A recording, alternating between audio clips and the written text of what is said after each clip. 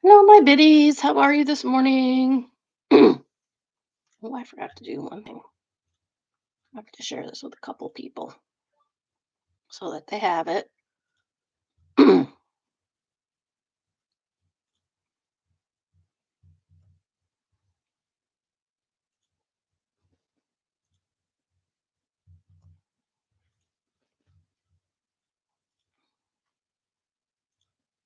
Okay, now we're set.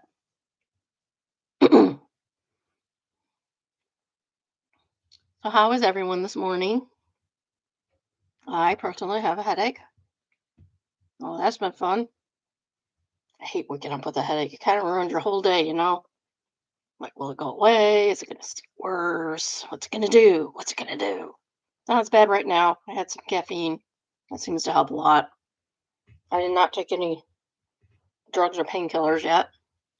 Don't know if I will, because it seems to be abating some. It's weird because my daughter had a headache day before yesterday, and I always like I'm a day or two behind her in headaches. Hers was definitely weather. Mine probably is too. Or I'm coming down with something which I cannot afford this weekend. Cannot afford to be sick this weekend. Next weekend will be fine. Not this weekend. So, um, yeah, that's fun. Um, well, I guess we'll get started. Oh, I did not open my opening comments. I am bad this morning. It's like really bad. There we go. I do not have an for affirmation today because I forgot to write it down. So affirmation today is stop forgetting things.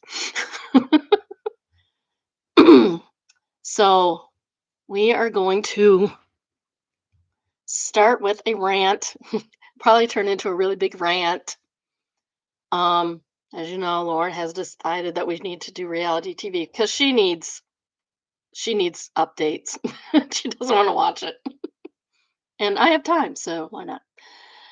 So, Seven Little Johnstons. If you're not familiar, this is a family um a of parents, Amber and Trent Johnston, that have five kids, two biological kids.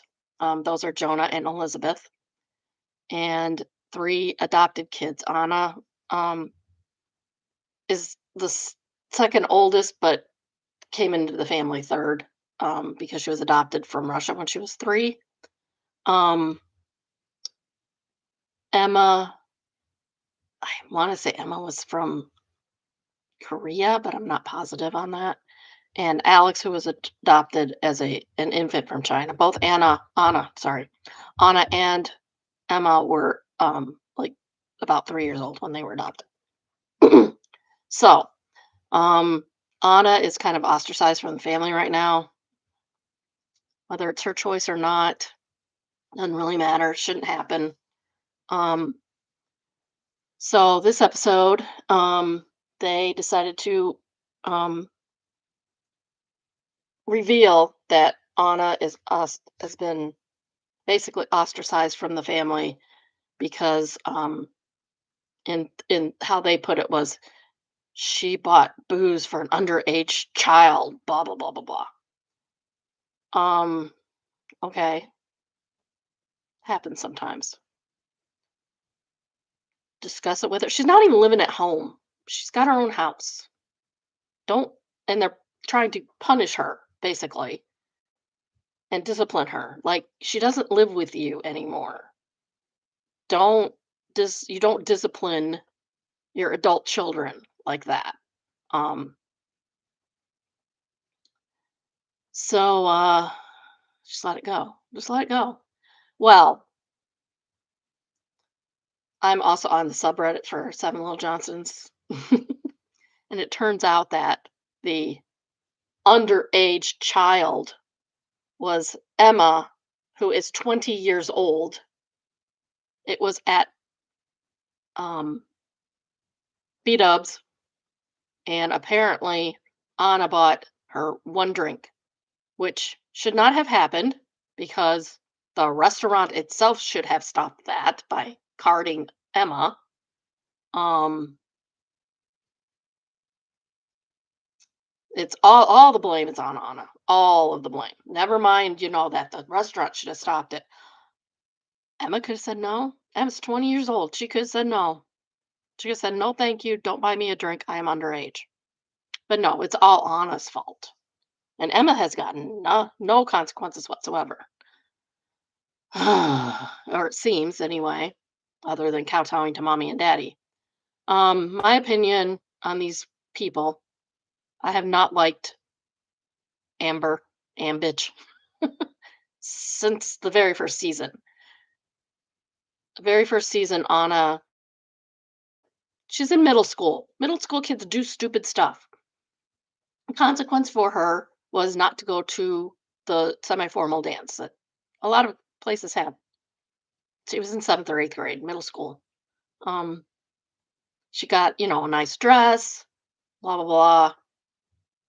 Yeah, that that's a good consequence. You do this stupid thing, you don't get to go to the dance. But instead of that being the end of it, which it should have been the end of it, because that is a big consequence for a kid that age, they took all of her clothes away from her. On top of the already very reasonable consequence. Very direct consequence. Why are you doing that? Why are you doing that? The clothes have nothing to do with, okay, take the dress back that she bought for it, maybe, but you can't do that with little people because everything has to be altered for them. Um, it made me mad. Like, this was 10 years ago. I'm still mad about it.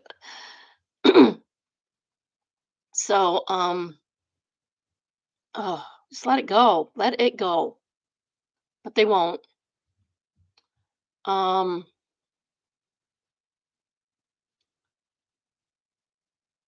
then they did this little stupid thing where they were like quizzing each other.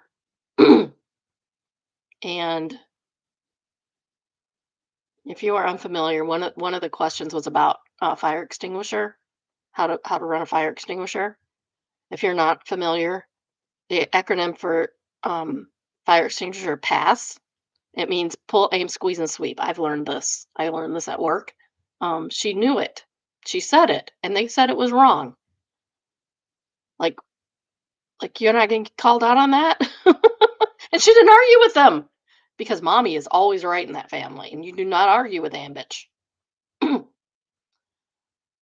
um, what they're doing with Anna is not working. I keep saying Anna. I hate that. Anna is not working. It's not working. It's not bringing your family back together. It's not. You keep doing this over and over and over again with her, and it's not working. Stop it. The very definition of insanity is keep doing something over and over again that's not working. It's insane. Um,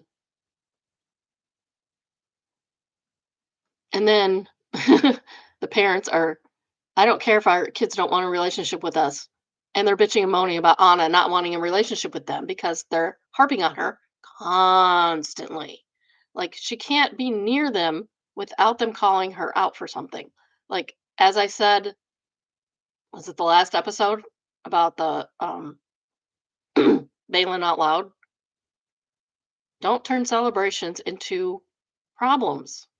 It's not the time, it's not the place. Uh and it's not that Anna doesn't want a relationship. She does. I mean, the kid was bawling when her father left. Her father came and talked to her, which is fine. One on one conversation. Nobody feels ganged up on, but it didn't go well because he didn't hear what he wanted to hear from her. And she was not giving in, and I don't blame her. I'm not saying she's perfect by any means. She has loads of problems, and she has been doing some very bad behaviors. She doesn't have a family that will gently talk to her about it. Try and correct it. It's not your job to correct your kids' bad behavior after your kids are out of your house. She has her own house. He brought up that he paid the down payment for her house. No, she earned that money. She earned that money by being on that show. If you don't know how TLC does their payments, they pay one person in the family. one and only one. And then that person distributes it, which with the parents, and most of the time, they don't distribute anything to the kids. Nothing. So if he paid for her down payment, she earned that. She earned that by being on that show for the last decade of her life, starting when she was in middle school. Also, if you're going to give your kids a gift, don't harp on them about it. Don't bring it back up. Don't tell them they owe you something because you did something for them. You're the parent. They owe you nothing. Your kids owe you nothing, and you owe them everything. Oh, what's the next one? Oh, they had a segment where they put toilet seat locks on the toilets. Close your bathroom doors because they have Elizabeth and her now fiance Bryce have a young kid. Amber wanted the kid to be a little person, and she's average, you know. And I just have a feeling that if any of the other kids or if another grandkid's born and it's a little person, Amber's gonna like favor them. I just have that feeling in my soul, type of thing. You know how that goes.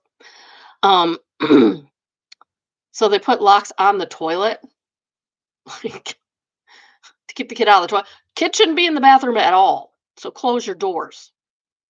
Close your doors, because the kid does not need to be in the bathroom at all until they're of age to go to the bathroom.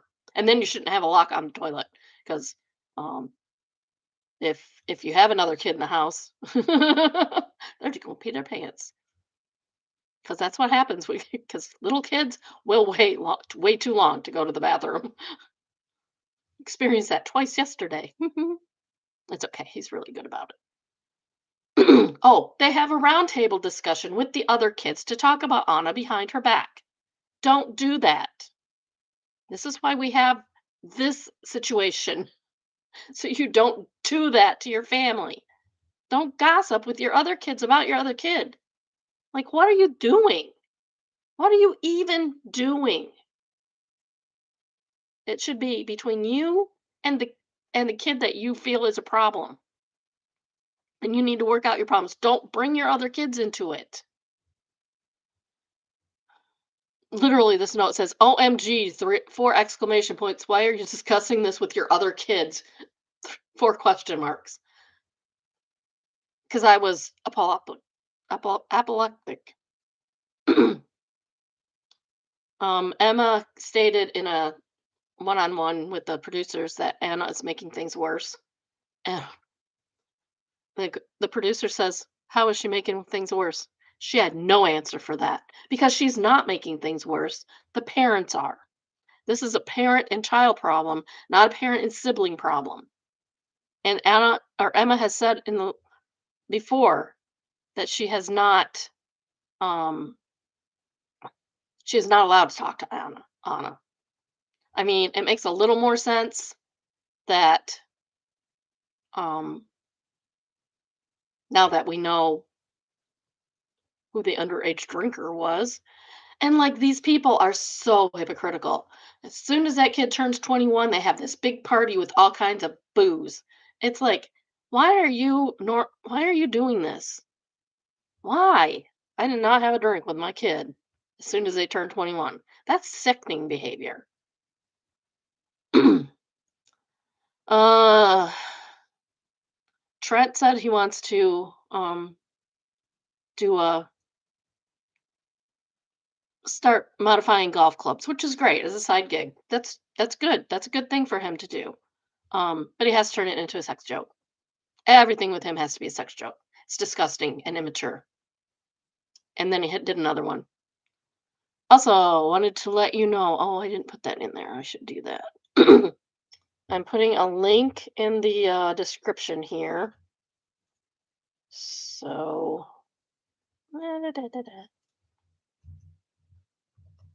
um, a bunch of pop has been recalled.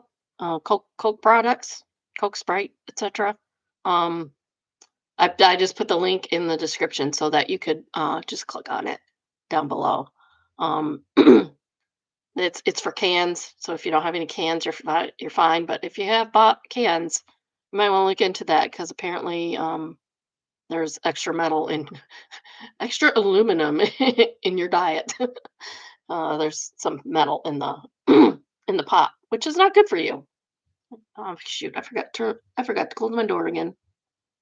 I really need to move out of this space, I don't like it.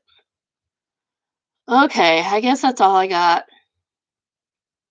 Oh, 7 Little Johnsons just make me mad. Don't treat your kids like that. Part of the problem, I believe, well, Amber's a narcissist. I mean, she's the woman who said, Anna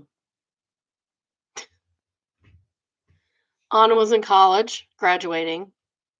The two younger ones are in the same grade, so they're both graduating high school together at the same time. Anna is graduating from college, and Amber is also went to college and was graduating, and she complained that it was her year and the kids were ruining it because it's their graduations too. There's just a whole lot of things. Like there's a thing with it's just a graduation gown Anna borrowed. She went in the house when nobody was home. Okay. My kids come in my house all the time when I'm not home. They take things. They because we have a good relationship, they tell me if they take things.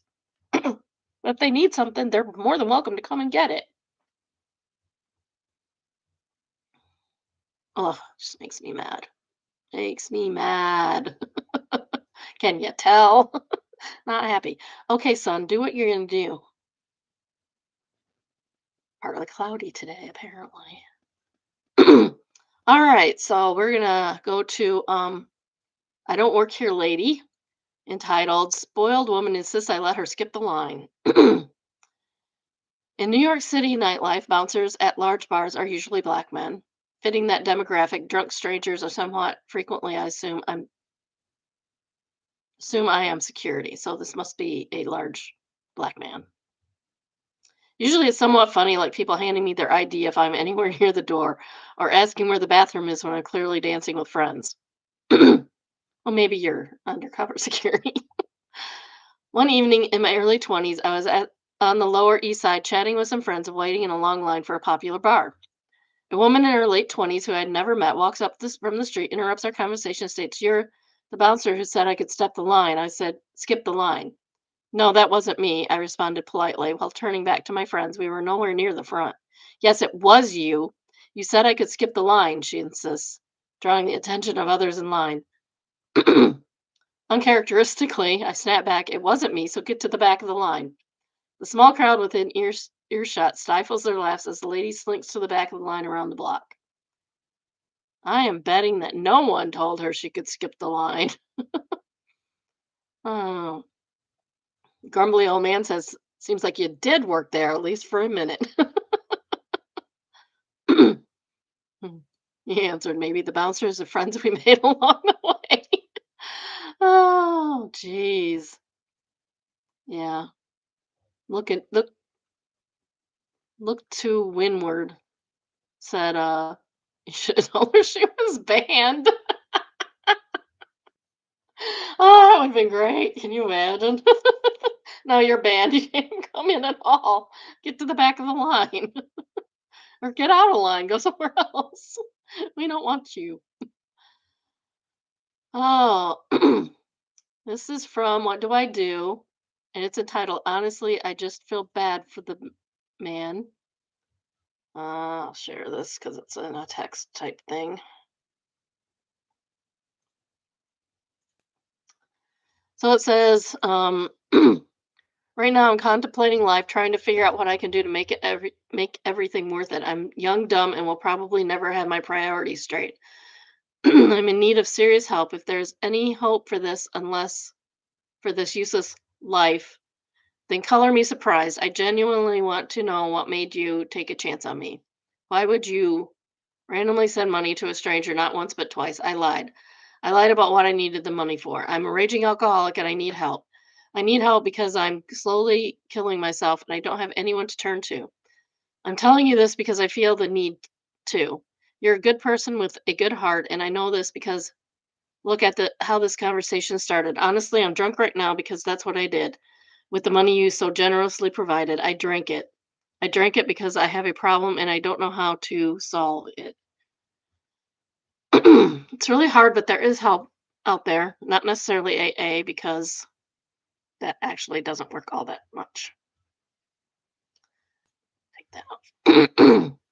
Backstory: I sent him money because he claimed not to have food and then asked for more money for bills, so I sent that. Yes, I was gypped out of 35, but thankfully it was play money. Hopefully he gets the help he needs. I hope so too. I hope so too. Sometimes, I mean, he recognizes what the problem is, so that's a step in the right direction. It's so hard. It's so hard. I mean, it is an addiction. It is a serious thing, but he's recognizing it. So talk to your talk to a doctor, talk to a friend, talk to a family member, call a hotline. And he's slowly killing himself with it. It's sad. Ashley, oh baby, your generosity sparked enough in him to look at his situation. So often people judge instead of having compassion. It was really kind of you. Might give him the courage to ask for help with his alcoholism. The OP answered, "Thank you very much. I hope it does as well. I hope so too. I hope so too." Virgins from Allah says, "I don't think it was wasted at all. They're clearly struggling with the guilt, and I'm guessing they don't have a lot of people bringing anything positive into their lives. I hope they get the help they clearly need. And if I could, I would give you an award for your generosity, but I'm just against giving Reddit money for fake awards. Please accept this in its place." And there's one of those little emojis with a like a gold medal.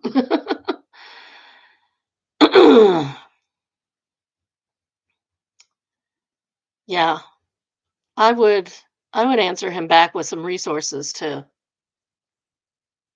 And I've done this before, not necessarily for alcoholism, but I helped a kid on Reddit find some resources for them because they were in a bad situation at home. And I'm like, well, don't tell me where you live, but tell me what county you're in and what state you're in, and I will figure out some things that might help you, barring going to your school counselor or a teacher or something like that. And I did. I helped them out a little bit. I don't know what came of it. I never got an update, but that's okay. They don't owe me anything. I did them a favor, and they owe me nothing. This is from our in-law. Sorry, my throat is. I've been sneezing the last couple of days. It was congested the other night. I'm hoping it's just allergies. It is my allergy season, and which is usually in September, but everything got delayed this year because the weather's been crazy nice. Um, My fiance's mother, oh, sorry. This is from the subreddit in-laws entitled "Ended My Engagement Because of Mother-in-Law." Oh, that's sad. She's not your mother-in-law yet. My fiance's mother caused issues in our relationship since the beginning. Oh, that's a good way to start a relationship, isn't it? So much so that I recently ended our engagement. I'm wondering if I did the right thing. For background, my fiance is the oldest child and the only boy. His mom has been divorced a long time and has made questionable decisions in the men she chose. Some people are just not good pickers. She married a man who was in prison, ugh, and would take my fiance and his two sisters to visit a man in prison when they were all young kids. That sounds messed up. This lady sounds messed up. She also told my fiance he had the same dad as his two sisters and gave him the same last name as them. He didn't find out until he was an adult that the man wasn't his real dad. His mom has no idea where his real dad actually is to this day. My fiance still struggles with this. Problems with her started pretty much immediately after my fiance and I started dating. He wanted me to have a close relationship with his mom by talking to her on the phone since she lives out of state. When she first when he first told her about me, all she said was she's old, she's too old for you. Mind you, him and I are both in our 30s. He's 30 and I'm 37. I mean, I don't have a problem with 30, 37. It's kind of unusual. I have a friend who's 10 years older than her husband. Not really her husband. Hi, Marianne. um, so that's not that bad of an age gap at that age. If it was 20 and 27, then I'd have an issue with it for sure. He didn't have a problem with my age, so he pretty much brushed her comment off and told me not to worry about it. Every time I talked to her on the phone, she was over the top fake nice. Then I started noticing financial issues with the two of them a few months later. She would ask him for bill money a lot, even though she's only 48 and works as a therapist full time. She's only 10 years younger than or 10 years older. But sometimes that happens too. I have a brother-in-law that wasn't all that much younger than my in-laws. Sometimes he would ask her for money too, which I found out because one day they were talking on the phone and I heard him say he deposited the money he borrowed from her into her bank account. After we got engaged, I had a conversation with him about money. I'm very financially stable and he is not. I was uncomfortable with the constant borrowing of money back and forth. He told me straight out that he would never stop letting his family borrow money even after we were married, and if they need help, he'd give it to them, no questions asked. It was a huge red flag for me. Yeah, it is a huge red flag. Um, Barring normalcy, unforeseen consequences, or really giving your parents money is kind of strange anyway. They owe you, you don't owe them. Another huge red flag. The day we got engaged, she called his mom and told her the news. Another huge red flag. The day we got engaged, she called his mom and told her the news. She was on speakerphone and didn't know that I was in the room and could hear her. When he told her the news, she yelled out, "But what about me?" Oh my goodness, really, lady? She never said congratulations, never explained why she said that. My fiance said it was normal reaction and basically told me to let it go. Then he told her not to tell the rest of the family the news because he wanted to tell himself. Well, yeah. What about me, lady? Ain't gonna abide by that. First thing she did when we hung up is call the whole family and tell them that we were engaged, even though he told her not to. Oh, some people are so predictable. I'm probably predictable too, but seriously predictable. Another thing that bothered me, he would call him at night and day, 24/7, almost daily. If he didn't answer, she would blow up his phone and call back to back nonstop until he answered. To the point where he'd have to pull his phone out when we were at the movie theater on a date night. At the movie theater, your phone should be off, especially if you got somebody like this in your family. Date night, phone should be off, or at least on silent, unless you got somebody like this, and then it should be off. Just to text her back because she was freaking out that he didn't answer. I felt like I could get a moment alone with him, even though she was several states away. She would call and vent to him about everything going wrong in her life. She would also vent to him about how terrible his grandma is and every little thing she was doing, even though my fiance still had a relationship with his grandma. So even though she was a few states away, it felt like his mom was literally the third person in our relationship. That's not good. When I talked to my fiance about boundaries, he said he didn't know what a boundary was. When I explained it to him, he said he was uncomfortable putting boundaries with his family and didn't want to. You have to have some boundaries, even if they're not explicit. Even if you don't have to tell them, you have to have boundaries. I have my own boundaries. I don't like call my kids 24/7 and expect them to pick up the phone every time I call. We even went to we even went to couples therapy and the therapist told him he needed to put boundaries and he still wouldn't do it. See, even the therapist agrees. And the very few times he tried to, his mom would get angry and guilt trip him so bad he stopped trying. If anything, she called and texted him 10 more times after he tried to set boundaries.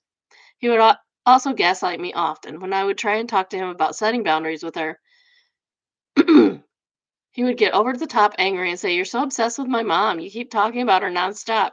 She doesn't even think about you at all. Get over it." But she thinks about you 24/7 and won't let me get over it. Because of all this, I decided not to travel out of state to meet his mom for the first time. I felt uncomfortable and didn't feel welcome. I also saw texts on his phone where his mom said I had issues and that he deserved better than me and that he should break up with me, etc. Be so involved in your kids' lives, dudes. We had regular couples issues, but never anything major. The biggest arguments we ever had were always about his mom.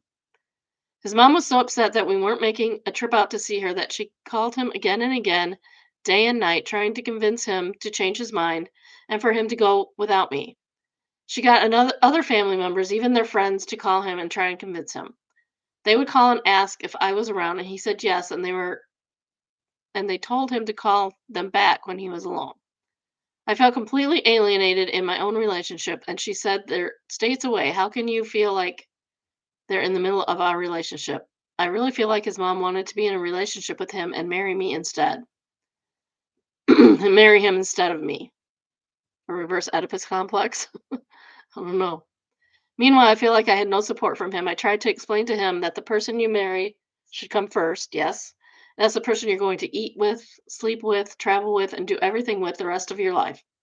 When I said that, it was like a bomb went off. He screamed at me for 2 hours at the top of his lungs about how he would never sleep with his mom and how it was disgusting for even suggesting that. That's not what she suggested, dude. He totally took what I said out of context, and I've never seen him react that way about anything before. That's not what she said. Oh my gosh. This guy has issues. Mommy issues, apparently. One day we were in the middle of having yet another argument about boundaries with his mom when I saw that he was on the phone texting when I was talking to him. I asked him if we could focus on the conversation without our phones, and he still kept texting. Then I saw the person he was texting to while we were arguing was his mom. They were having a conversation about the weather, of all things. And it was a straw that broke the camel's back. I told him I couldn't do this anymore and was done.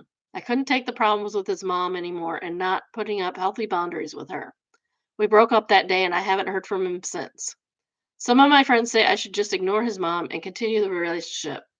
But I feel like that was the point where I couldn't ignore it anymore. It was really taking a toll not only on our relationship, but it was taking a toll with the constant drama. There were days when I think about it now and I question if I made the right decision. No, you made the right decision, girl. You made the right decision. This guy can't put boundaries up with mommy. Mommy's more important than you are. Mommy's there every day, all day. No, no. This was a good decision. You deserve better. You deserve better. And maybe for his next, just remember, I forgot to do something else. For his next relationship, maybe it will be better because of this breakup. Because maybe he'll see next time that, yeah, mom really is a problem. You need to fix it. Our next subreddit, next post is from True Off My Chest. It's entitled I think I'm about to lose the best relationship I ever had because of a situation I never asked for. That's kind of vague. Let's find out, I guess. I've been with my girlfriend for over a year now. We moved in together about 6 months ago. Things have been really good, and I was really looking like this girl would. We moved in together about 6 months ago. Things have been really good, and it was really looking like this would be the girl I would marry someday. Her brother just had his two kids taken away by CPS. It wasn't out of nowhere. Two separate reports got made, one from a neighbor and one from the ex of his girlfriend. There's a court hearing tomorrow, and somehow my girlfriend is the only person in the family stepping up to offer to take custody so they don't end up in foster care. It's complicated. One of the kids is autistic, 2 years old, completely nonverbal, and has serious downs like banging his head on the floor. They both need a ton of care. Nothing is in place, no therapy, no structure, no support. I've already been helping. The kids are here now in our home, and I've been the one watching them while she works. I work for myself, and sometimes I'm home, so I've been stepping in because I care about her. But I also told her if she goes through with full custody, I can't keep doing this. I can't stay. I didn't sign up for this life, especially not this. Sudden, unplanned, no safety net. Where's the mother?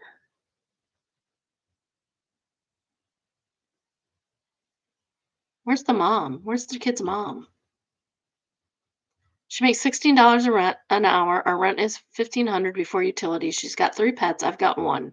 That's too many pets in a house. There are offers from relatives to help with money or daycare, but I've been around long enough to know that help disappears the moment things get hard, and they will get hard. She's holding out hope that her brother will step back in and take them as again at some point, but I've watched this pattern. He's not reliable. If she takes the kids, she'll be doing it alone, and if I'm still here, I'll get pulled into that, whether I want to or not. We had the talk. I told her I love her. I told her I'm helping right now, and then I'll continue helping until the court date. But if she takes them permanently, I have to leave. That was a brutal thing to say, and she shut down after that. I tried to hold her hand, and she went completely still, like emotionally checked out. I think she resents me now. I mean, probably, yeah. Just counting on you. Not that the OP is wrong for his feelings on the matter, and but she's not wrong either. The worst part, it was a good relationship, genuinely. I wasn't looking for a way out. Not trying to abandon her, but I also can't let myself get locked into a life that I know I don't want. These kids need more than love. They need time, money, energy, structure, and we don't have that. Now it feels like she's made up her mind to go through with it, even if it ends us. I still love her, but if she chooses this, I think she's choosing something that will make it impossible for me to stay. All this has happened in a short span of 4 to 5 days.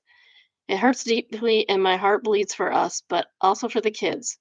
Part of me wants to stick it out for a while to see if it's something I want to do, but I know there's a possibility of lifelong custody and care. It's really hard. Forgot to close my door again. Yeah, that's really, really hard. And there's no right answer. It's just the answer that's right for you. Poor kids. Poor kids. Especially that little one. I mean, he can improve. A lot of 2-year-olds are nonverbal. Not nonverbal, but they don't talk much. Um, but they can kind of make up for it later sometimes. That one might not. It just depends. CC Baby says she needs to talk to the family case manager from CPS about becoming a certified foster parent so that she can get paid per diem for taking care of these children.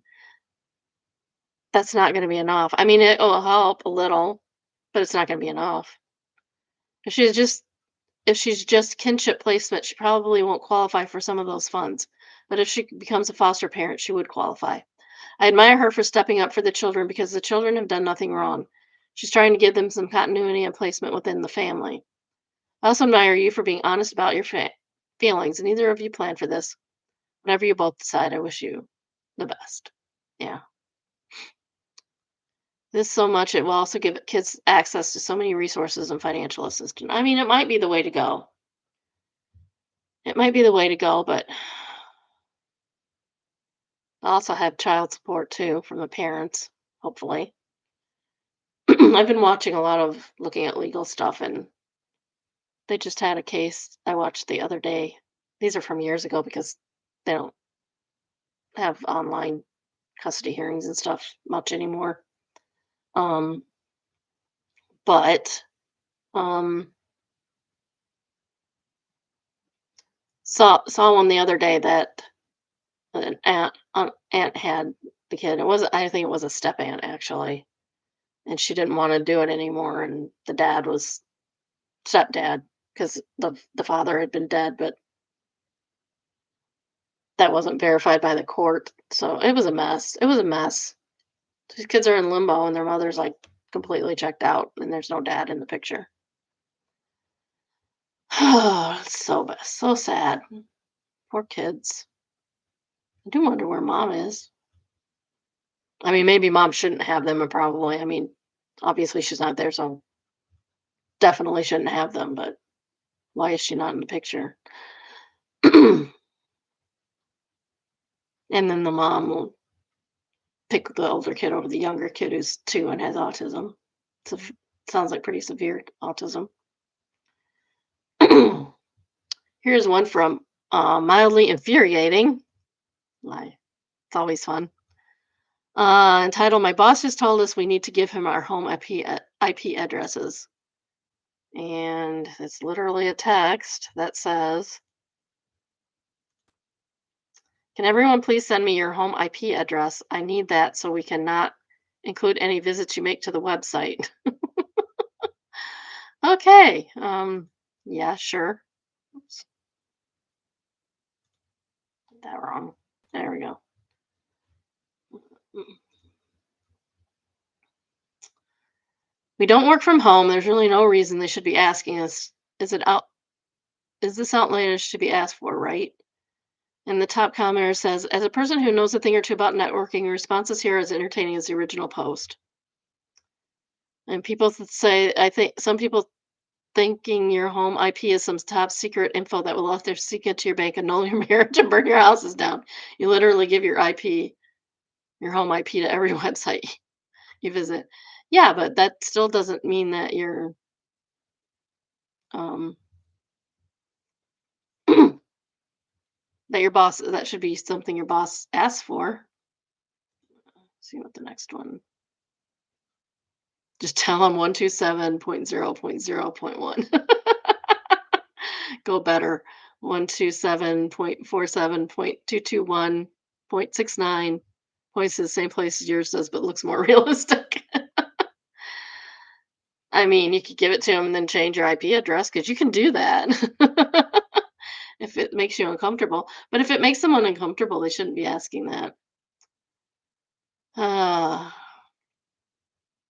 if I were this company, I'd really want, and I really wanted such a list, I wouldn't ask for the IP from each person. I'd simply log all the IPs that successfully logged into an employee only area of the site and put those on a list to ignore for traffic purposes. There you go. Deranged kitten answered, You're too smart to be a manager level employee. It's funny. Yeah. I mean, you could give it to them, change your IP address. How are they going to know? They're not going to know. And our next one is the title post called title episode. Title of the episode. How's that? That's better. Called from Server Life. Called A Lady Grabbed Me by My Braid Today. That is assault and battery. You should not do that. I cannot believe this actually happened to me. I'm not necessarily even upset about it. I'm just so surprised at the gall of some people. I make jewelry. I do silversmithing as a hobby. Oh, neat hobby. That's neat. Last week, I made myself a couple of sterling braid bands, and I've been wearing them to work in two braids just to jazz things up. That's cool. They've been a crowd favorite. Lots of compliments and questions. It's been fun getting to tell people that I made them. Yeah, that sounds really neat.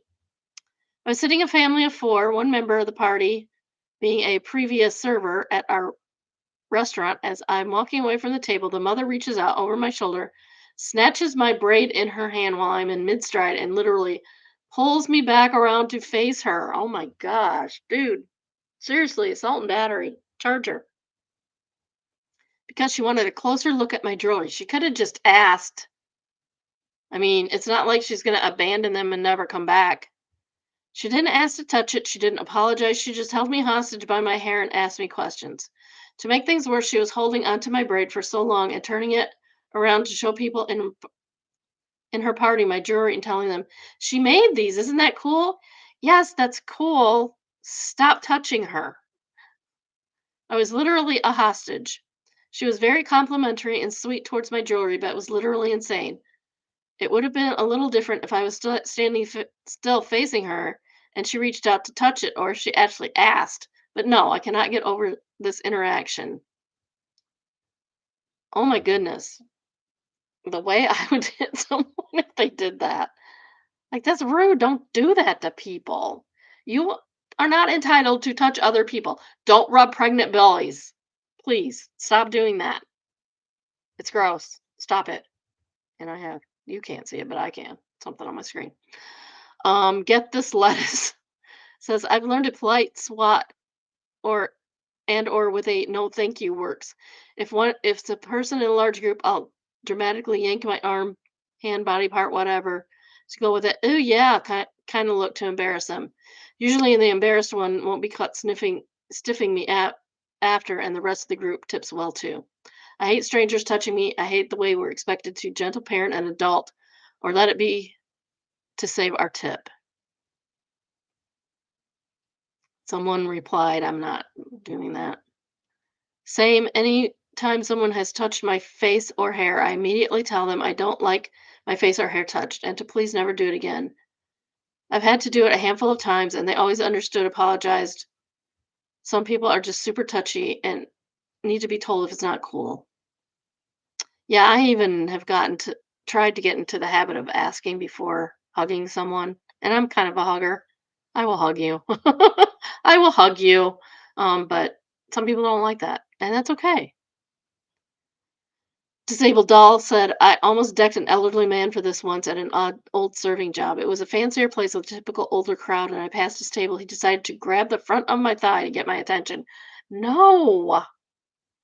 My fight or flight kicked in, and I actually had to stop myself from losing my job. The clientele there was pretty much all like that, waving you down from across the restaurant or yelling out to you when they dropped a fork. I haven't been since after the pandemic, but I can imagine the entitlement only got worse. That's true. Wow.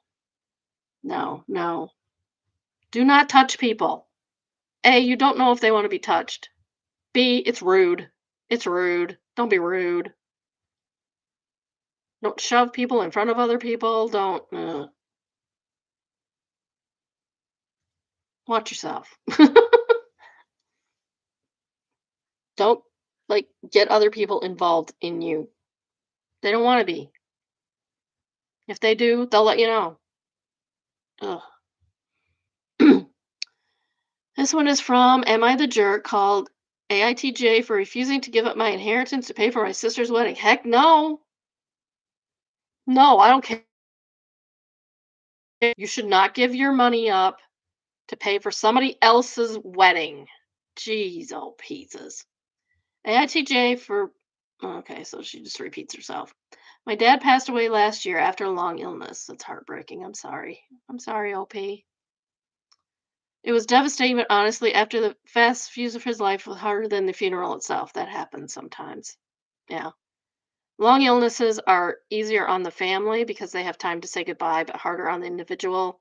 And deaths that happen really quick are easier on the individual, but much harder on the family because you're not expecting to have to go through that at that time.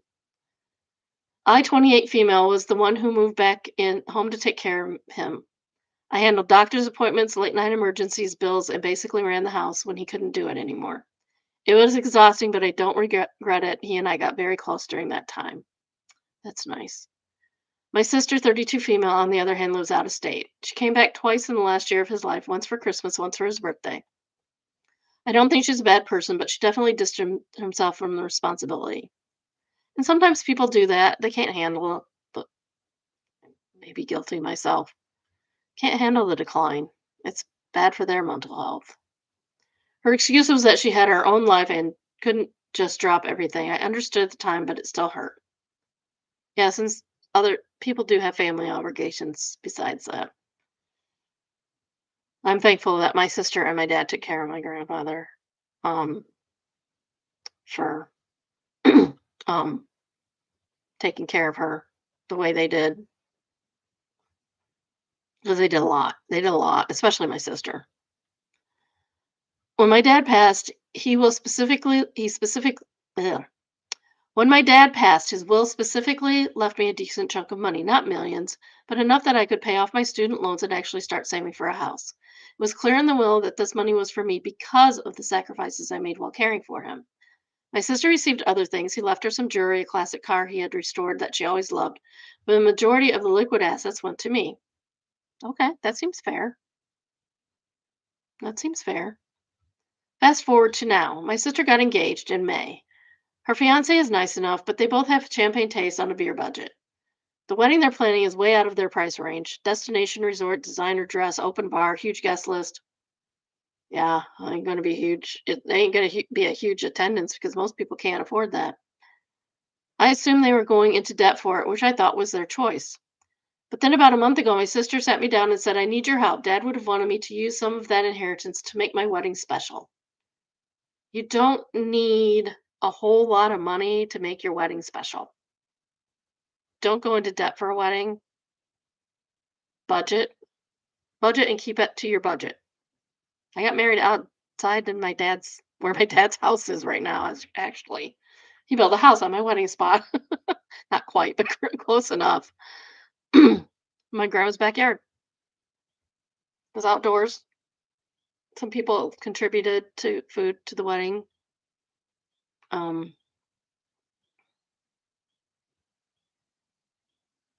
yeah, it was nice. I liked it. I liked it. I had a good time. There were some small things that didn't go my way, but what you gonna do? She wasn't asking for a small loan. She wanted me to hand over $30,000 to cover the venue and catering.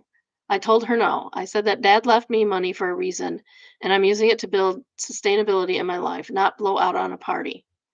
She immediately got defensive and accused me of being selfish and choosing money over family. No, you're selfish and choosing money over family. You're the one doing that, not OP. Now my mom has gotten involved. She says dad would have wanted me to share and that family comes first. I told her dad literally wrote a will that reflected fund my sister's wedding. He would have set money aside for that. Mom says I'm tearing the family apart. Yeah, it's always the person trying to sustain themselves that's tearing the family apart. My sister has been telling relatives that I'm punishing her for not being around when dad was sick, which had nothing. No, she's not. Which makes me feel sick to my stomach because it's kind of true. Oh, I guess so. I guess so in this case. Oh, sorry, my back hurts. I am resentful, but it also feels unfair that the person who did all the work gets nothing and the person who barely showed up gets rewarded. Some cousins are on her side and is texting me things like, "It's just money, you'll make more," and your dad would have wanted her to have her special day. What about OP's special day? What about her special day?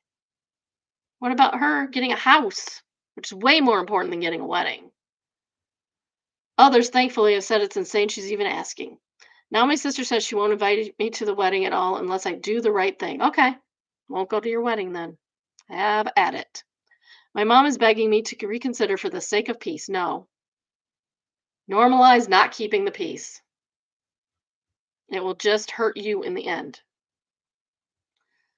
But honestly, I can't see myself handing over $30,000 just so my sister can have a fancy Instagram wedding while I put my future on hold. Exactly. Since the guilt is eating me, am I really the jerk for refusing to share my inheritance with my sister to pay for her wedding? Your dad was really smart. Your dad put that in his will that way for a reason, and you are abiding by that reason. And your sister is trying to stop you abiding by that reason. Your dad wanted you to have that money for your future, not your sister's future. Your sister got her share. She got what dad wanted her to have, and you got what dad wanted you to have. Sister can get over it. Temporary bench says, stand your ground and hold your boundaries. No one needs or is entitled to an extravagant wedding. Exactly. They chose to plan outside of their budget. They can figure it out. The request is selfish and rude. A deleted commenter says, tell her you are right. Tell her you are right. The family comes first. Dad is family, and respecting his wishes come first. Don't tell me what dad would have wanted. I know because he literally wrote it down. Don't ask me to disrespect my dead father's final wishes. That's a good one. I like that one. Yeah, dad said what he wanted. Sister needs to learn that dad said what he wanted. I know, so itchy. Better not be getting sick. That's all I have to say about that. Next post is from Retail Hell. Retail Hell. Retail Hell. Stop that. It's flared customers suck. They do. Even I, as a customer, suck sometimes, I'm sure.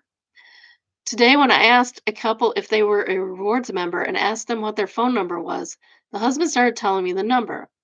And then I started typing it in. In the middle of it, the wife started scanning her purchases. I really hate it when they do that at any time, but when I'm typing in the phone number, it errors out and I have to start over. I explained this to her and asked for the phone number again. Again, her husband started giving it to me and she started scanning again. Okay, that's where you just let her scan and they don't get the rewards, dude. I repeated myself and tried to enter the phone number again. She tried to scan again. I grabbed the scanner from her hand and said, "Stop that." No, don't do that. Don't do that. Just continue. We finally got the number entered and and I held the scanner away from her as I scanned the items. Then she asked me if I hadn't rescanned the items she had already scanned. We had to go through the whole bag of stuff and each item on the screen to prove that things had only been scanned once. Other cashiers told me they'd never heard me raise my voice before. Yeah, people accuse me of yelling until they hear me yell. And when I yell, you will know I'm yelling. I may raise my voice a little bit. My boss was surprised because I was yelling at someone, like really yelling at them, but they were like long far away. Long far away. I should probably try and figure out how far away they were. I was She's like, "Wow, you have a voice." I'm like, "Yes. Yes, I do. I do when I want to. Don't normally use it." I really don't want me screaming at you because that's really loud and obnoxious. I don't do that very often. Used to do it more often. PMS would get me. It'd get me bad.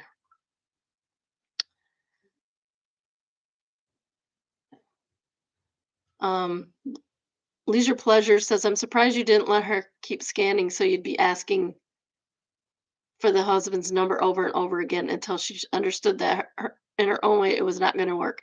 Time is money, and if people want to waste their time for a false sense of control, so be it. I still get paid." I just wouldn't put in the rewards thing. Like, they don't need that. If they're going to do that, then okay, have at it. After the first time I tell them, and if they don't listen, that's on them. That's on them.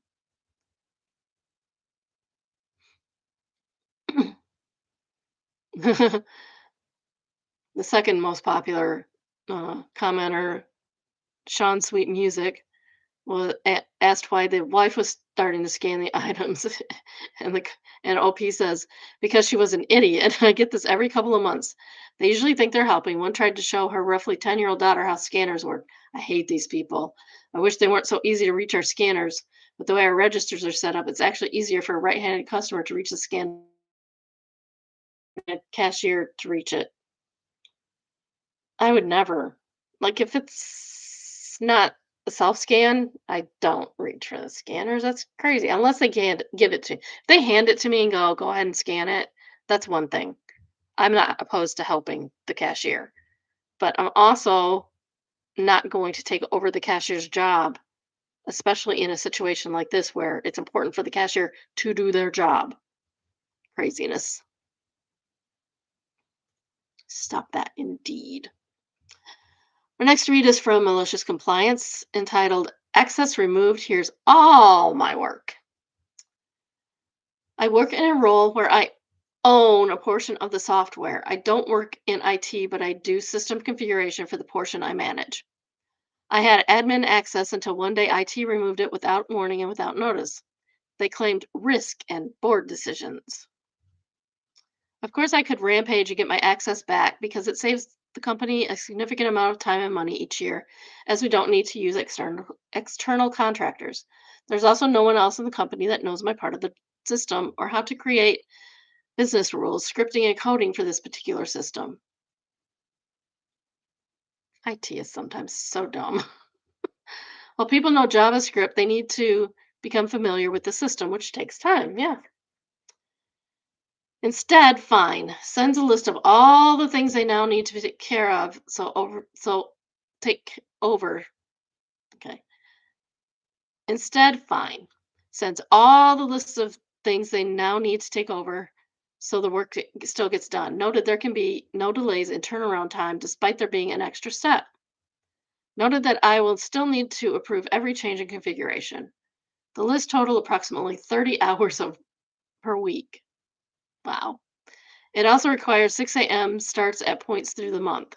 I made sure also confirm that they will also be required to come with me for all meetings regarding the system, and they're probably getting most of the money because IT. Oh yeah, but as soon as another IT manager comes along, it'll happen again. They're crazy. People's crazy. This is from Entitled People, entitled Airplane Story. Family tries to trick me into switching to the middle. The middle? What does that mean? I just came across this Reddit and I'm seeing a lot of airplane stories, so I thought I'd share mine. Maybe there should be airplane stories. I wonder if there is. There seems to be a Reddit for everything. We should look it up. You want to look it up? Let's look it up.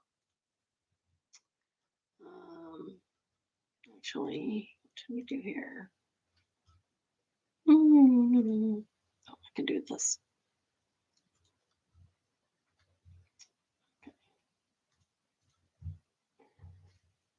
Yeah, I know.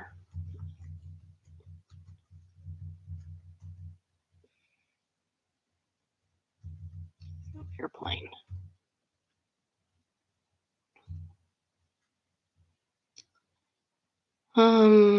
Communities.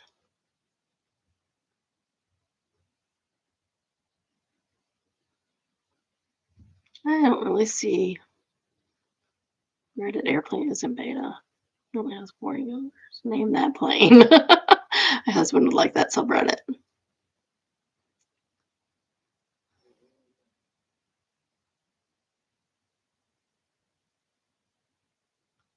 Um, Airplane freak out. No, most of the airplanes are just plane buffs.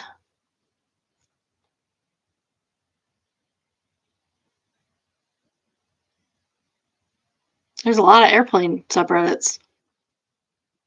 Airplane dragons. Uh, airplanes for sale. There's your subreddit. Ooh, maybe we should start going over. Maybe we should do some real estate. Some real estate stuff is really fun. No, no airplane stories. Okay, I'm gonna start over because I got distracted. ADD strikes again. Uh, this is from Entitled People, entitled Airplane Story. Family tries to trick me into switching to the middle. Just came across a subreddit and I'm seeing a lot of airplane stories, so I thought I'd share mine. I just gotta say, I can't even believe this actually happened to me. It's so ridiculous. A couple of years ago, I was on a fully booked international flight. Oh, so it's going to be a big plane. The flight was going to be around 8 hours, just one of those big planes with 3 rows, 3 seats in each row and four in the middle. So you got on the right, you have 3 seats near the windows, and then in the middle, you have 4 seats. And then on the left, you have um, another row of 3 seats near the left-hand window. You can sometimes see stuff like that in movies and stuff. I can't think of a movie offhand that has it. I was in economy, sitting alone in the aisle seat of one of the side rows. A couple with their already unhappy toddler walks up, and the wife and kid sits down in the middle row beside me. The dad looks around distraught, talked to his partner, and asked me if I could switch seats with him so he could sit with his family. Huh? If she's sitting in the middle row, how is you sitting with your family across the aisle? I was reluctant, but I asked him what seat he had. To my surprise, he said he had a seat in business class, so of course I said absolutely. I start to get up and grab my luggage, but once I stood up, he was like, "Wait, my wife actually wanted to sit up there. Can you take her seat instead?" No. You just offered me an upgrade, and now you want to downgrade me? No. I said, "No, I'm not switching to the middle row and being blocked into a middle seat by a screaming toddler." And you said you wanted to sit with your family? The dad got all defensive and switched up, holding up traffic during this Entire interaction, by the way, raising his voice and going on and about how I said I could switch seats with them. Yeah, when it was a business school and it was an upgrade, sure. Heck yeah. You want to upgrade me? Fine. You want to downgrade me? No. You switched the deal. And how it's not fair to his wife who had planned on taking his seat up in business class. Why was her not seat not in business class to begin with? I'm confused. Not my proudest moment, but I was starting to sass back at him. I'm pretty sure I asked him something along the lines of if he had any extra of whatever drugs he was on because it had to have been some top-notch stuff for him to be acting so crazy in public. Oh, that's funny. At this point, a flight attendant had finally squeezed her way to ask us what. Sorry. At this point, a flight attendant had finally squeezed her way up to us and asked us why we weren't taking our seats. Before I could say anything, the man had the audacity to say that had offered to take his wife's seat and now he wasn't cooperating. No, no. I called bullshit. Thankfully, the passenger sitting behind me backed me up, and the flight attendant was not in the mood to play. She asked to see his ticket and told me to grab my luggage and escorted me to a seat. Needless to say, I had a very nice flight after that. Good for you. That must have been awesome. My husband got upgraded to first class once. I'm jealous. I never get anything. Nothing nice ever happens to me, even though I'm a nice person. Gail Net said, I have one from New York to San Diego. She was middle and her boyfriend was middle in the other row. She tried everything to get me to give up my aisle seat. Her.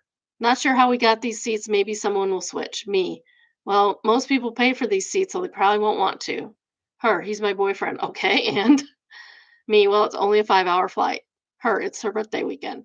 Me. Thank goodness it's a 3-day weekend, so you have plenty of time to make it up. Just stop talking after that. Yeah, if you're offering a seat to somebody else, it better be an upgrade. Better be an upgrade from what they have now. I am not giving up a window seat. I am not giving up an aisle seat for a middle seat. It's not happening. If I get stuck in a middle seat, that's fine. That's my that's my problem. If you want to offer me a window seat or an aisle seat in return for my middle seat, I will be glad to do that. If you want to if you want to pay me to switch, I might consider it. But it's going to cost you. It's going to cost you. Like, plan better. You can pick seats on planes. You might have to pay for it, but you can pick your seats. Or you can get on there early like I do and get assigned seat, and hopefully it'll be fine. I got middle seat the last time we went. I got the middle seat at least twice, maybe maybe three of the sections. I had a flight to Vegas and then a flight to Seattle and then back.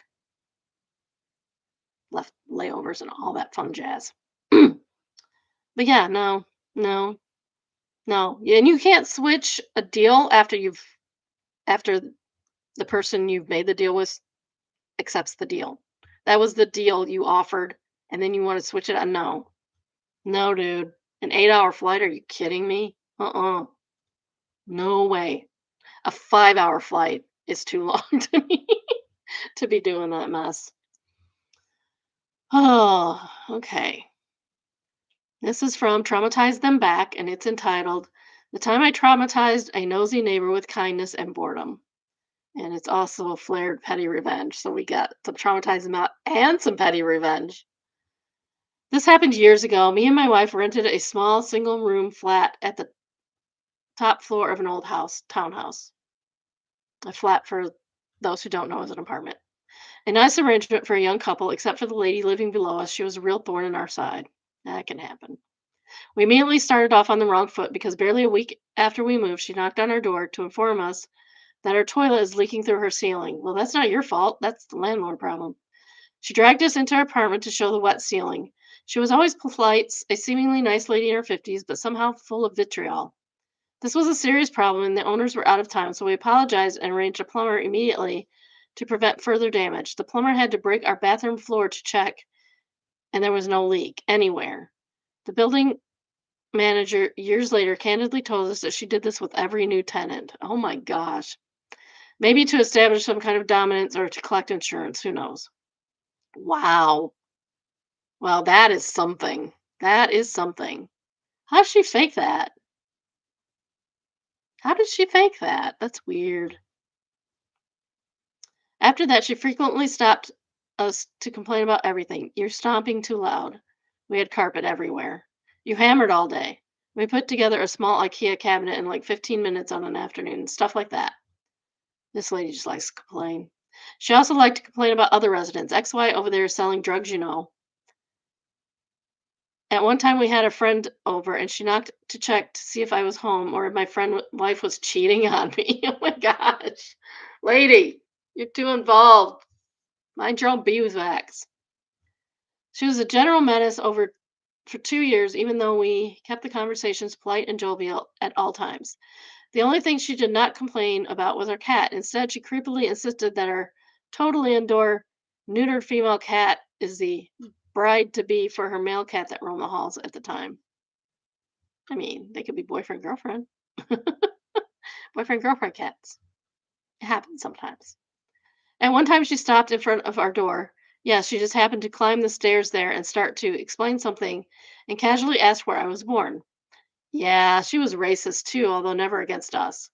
And I noticed that she was not interested in the answer in the least, and a plan was formed. I started to tell her everything in excruciating detail. Where I was from, how I was born. I was a miracle baby, you know. What happened to me when I was 3, how I felt during historic events in my childhood, all in happy, confident tone, like we were good friends. Just a torrent of boring personal details and good vibes. I noticed she took a step down the stairs. I took a step too. She wanted to interrupt. I started another tangent. When we reached the landing on the stairs, I positioned myself in front of her. I kept her for almost an hour. When I ran out of stories, I started to just make shit up on the spot. Then I let her go. I had already inched into her apartment door. I assured her that this conversation was so great that she can expect more riveting tales from me in the future. Oh, that's the way to handle that, Biddy. Biddy. Next time we met in the hallway, I went out of my way to look happy and jogged over to see her to chat, but sadly, she had an urgent grocery shopping to do. The next time, my face lit up as I saw her and waved just as she fled back into her home. My plan was a glorious success. I scared her away with kindness and boredom for good. She never really bothered us after that. She never risked another story hour with me. We lived there for a couple of years after that. We even got our poor cat out of her arranged marriage. Oh, that's excellent. I love that. That is great. This is the way to handle people, people. This is the way to do it. Weekend Wench says, I think this is one of the most wholesome, traumatized them back I have read. Love it. Oh, is in a cold 86s, 86. I don't know. It's like passive aggressive, excellent. Welcome, wholesome chaos at its finest. 1010 would try my on my own Karen Namer. And somebody answered them. There was nothing passive about that. It was all aggression. Oh, that is awesome. That's the way to handle people. Be nice. Be nice. Costs you nothing to be kind, even if you're aggressively kind. Oh, that's excellent. So now we're at a little break. If you have not already, please like, subscribe, and turn on your notifications. I go live at least 4 times a week, usually around 10 in the morning. Often not here on Wednesdays, sometimes on Mondays. It just depends. Sometimes I just flake out on you altogether. Sorry, like I did last Friday. If you have a story of your own or want to come across one in the wild, you can email biddybunchbunt@gmail.com and I might read it for our bunch. Put in the title submission. If you would like an email for reminder, you can email biddybrunchbunch, all one word, at gmail.com and put in the idle subscribe. And you have to be a subscriber, though. I will check. Um, and then I will email you when I go on live. And I don't check my emails, so it might take a while for me to get around to that. Um, they do pop up and I do kind of see them, but I'm not promised I'm not going to miss something. But I'll get to eventually, I promise. I'm an eventual kind of girl. Okay, our next subreddit is AITA, and this is going to be like two AH subreddits in a row. AITA for being willing to end my marriage because I refuse to uproot my kids from their life to follow my stepkids. Ooh, that seems serious. My wife and I have been together for 4 years, married for almost two, so fairly recent. We both have kids. My daughter is 11, my son is 9. We lost their mom when they were younger. Oh, that's heartbreaking. I'm sorry, OP. My wife had been divorced for many years and shared custody of her 15 and 16-year-olds with her ex until a few months ago when he was granted permission to move to another state with their kids because their kids wanted to go with their dad. At 15 and 16, they have that choice. My wife doesn't want to be away from her kids for long periods of time, and she has told me she's moving. She feels like she needs to be near her kids. That's fair. I support this. Good on you. I won't move my kids away from family, friends, and stability to do this, as is your right. My kids don't want to move either. They heard my wife mention it several weeks ago and they told me they didn't want to leave. They miss everyone too much. I can see that. I already know the life my kids have here is what they need and where they'll thrive. I explained this to my wife and she was defeated. She told me we can't make a marriage work if I'm here and she's there, and I said I agree, and I told her I believe the best way forward is to divorce. She was upset by this, of course, and we talked and I comforted her, and she asked me if there was anything she could say or do to make me reconsider. I told her I won't move my children and I would never ask her to be apart from her kids for months at a time. I said we're both committed to the best interests of our individual children, and that means doing what's right for them, even if it's not right for us as a couple. Dang, dang. Red flag. Green flags. No red flags here. Only green flags. See, I found the green flag. I knew I had one. She asked for us to talk it out some more, and we have. We've talked about it extensively, but all the while she has been making arrangements for a place where her ex and her kids now live and a new job. I think she believed I would change my mind the more we discussed everything, but I have not, and now she's angry that I would rather our marriage end than move on so we can all be together as a family. But I know this is not what's best for my kids, AITA. No, no, you're not at all the a hole here. When the kids can't come first, the kids come first. And your both of your sets of kids came first before the marriage. This is an unforeseen circumstance. Um, these kids may have legitimate reasons to go with their dad. You're doing the right thing for your kids. Do the right thing for your kids. They're where they feel safe, secure, and are thriving. Um, and your wife will do the best thing for her kids. And if that means you can't make the marriage work, then you can't make the marriage work, and that's okay. That's okay. You tried. Circumstances changed as they do. Oh, this one made it to our all in our popular. Eyes, A's. I don't know what that is. Uh, NTA, you're both putting your kids first, which all good parents do. Unfortunately, the kids' needs are at odds, so that means that the marriage has to take a back seat until they're adults. And maybe they can get back together later. Who knows?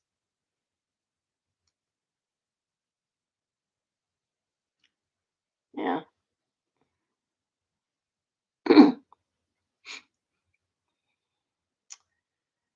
Yeah, that's not a great situation.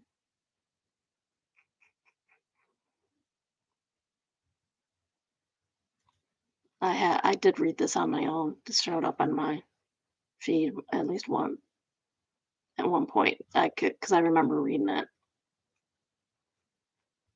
Oh, here's one that LP answered. NTA, you are putting your children first as you should. Why is she getting angry at you? Well, she did the right thing by putting her children first. She's also the one that broke the family dynamic. She is the one who already put the wheels in motion to move.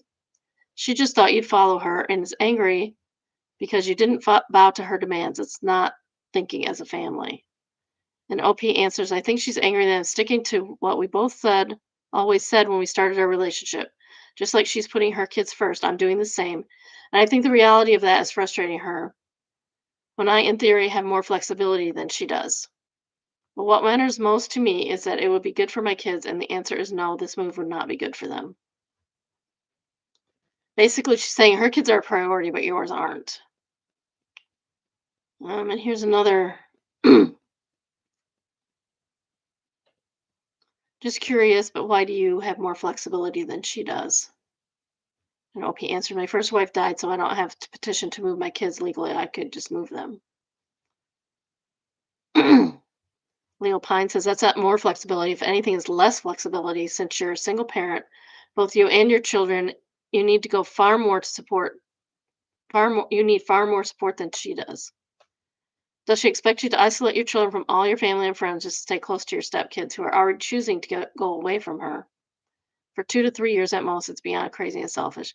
So it turned out that the kids are moving with the father, not because they don't get along with the mom, but because of college reasons.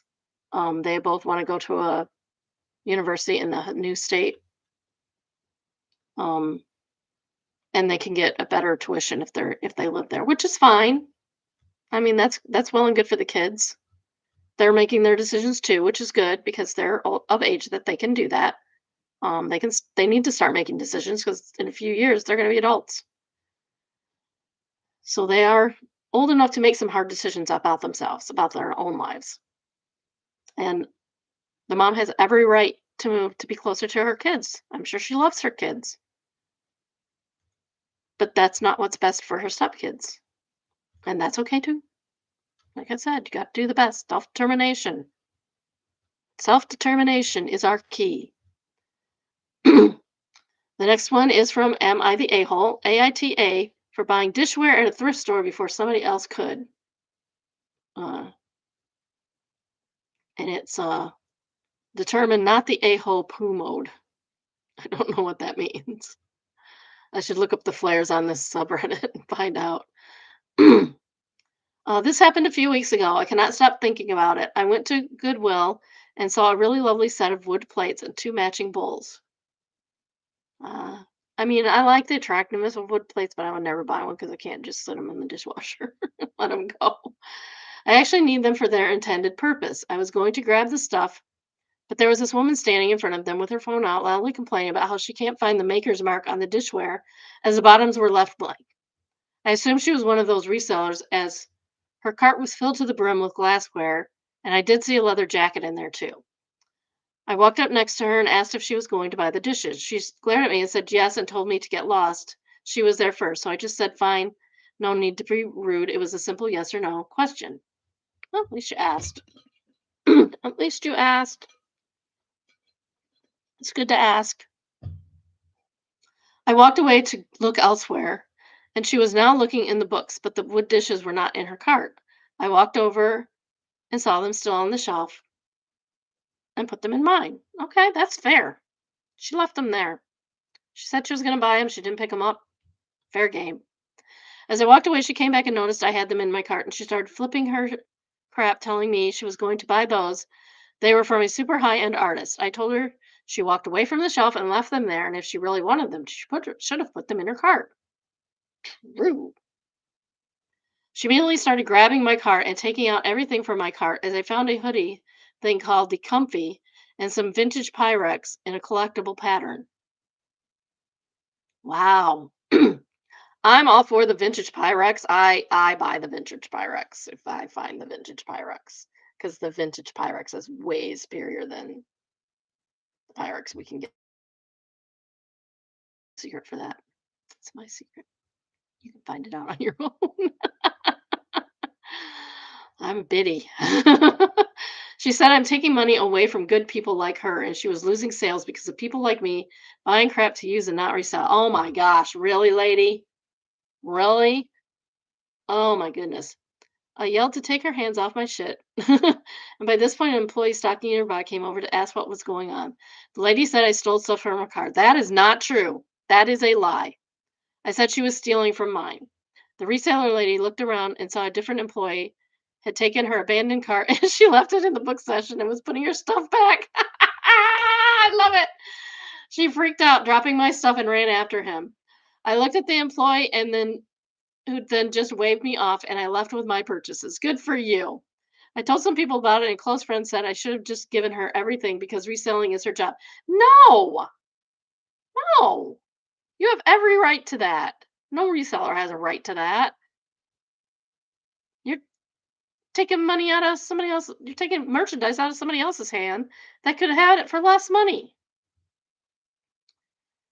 Oh, that makes me mad. I told some people about it, and a close friend said I should have just given her everything because reselling is her job. And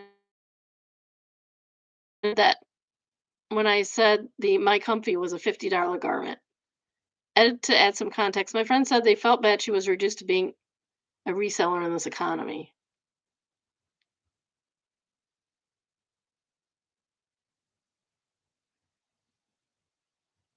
Oh, the poo mode is something about Reddit karma. No, nothing to do with us.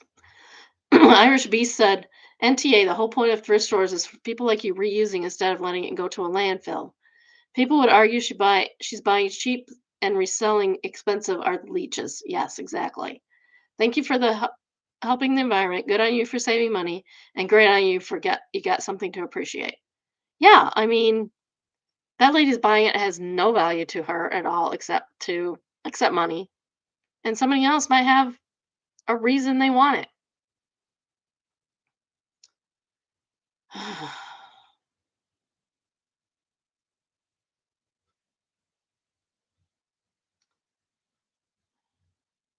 VR craft author answered that comment by presumably the people she sells to will be reusing the items and not throwing them in a landfill. So the seller is definitely an a-hole, but not for reselling stuff. She's an a-hole because she thinks she's entitled to items she could have put in her cart but didn't. For sure. I mean, I guess she can resell stuff, but it kind of leaves the rest of us out in the cold, doesn't it? Irish Beast answered, someone like OP might go to such a shop because she knows she can find treasures, and she might encounter something less treasury that speaks to her and get it too. If the resellers grab all the good stuff and there's only junk left, then OP will stop going and no longer have junk speak to her and demand it to be bought. So actually, the resellers are doing a whole concept that is service. But you're right, the reseller grab also doesn't go to a landfill, and the reseller is rude and entitled. Smallville with some letters in front of it. Says resellers are just as bad as scalpers of tickets and scalpers of items like Pokemon trading cards. Yes, yes. They prevent regular people from being to afford normal items or from being able to find those treasures at thrift shops. Yes, exactly. I don't go to thrift shops to resell stuff. I do find treasures like good Pyrex some once in a while. I found this really neat thing. Um, it was a butt pan, but it was also a springform pan. It was cool.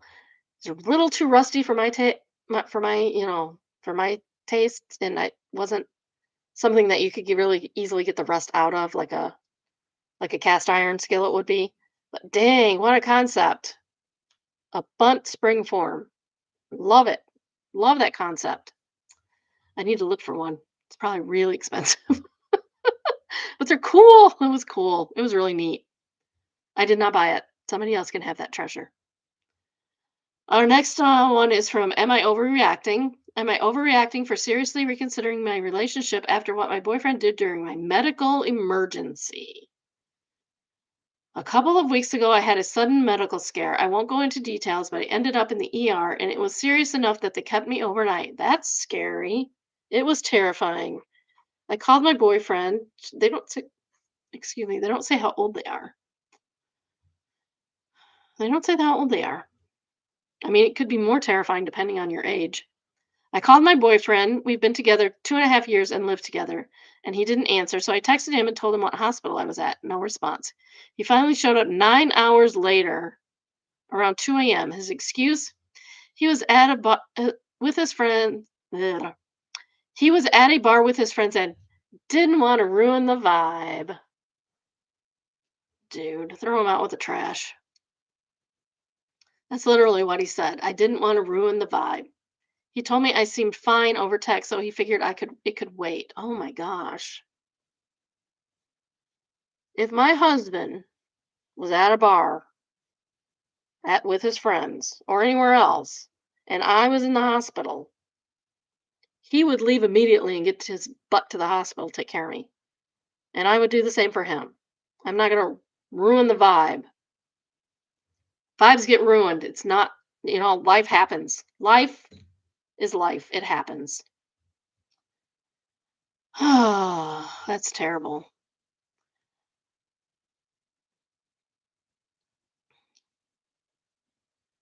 I was hooked up to monitors, scared out of my mind and alone. I honestly don't even remember what I said to him when he walked in because I was half asleep and emotionally drained.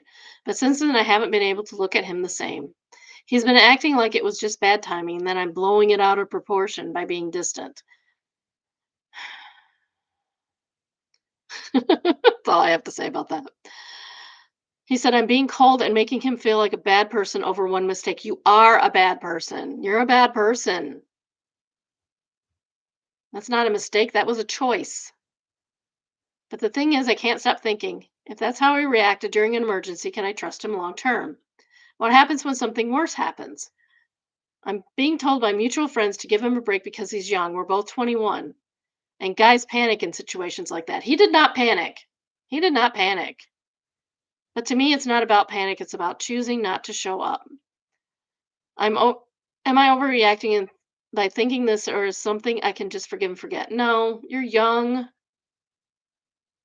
You're young and you've only been together 2.5 years. You have nothing invested in this boy.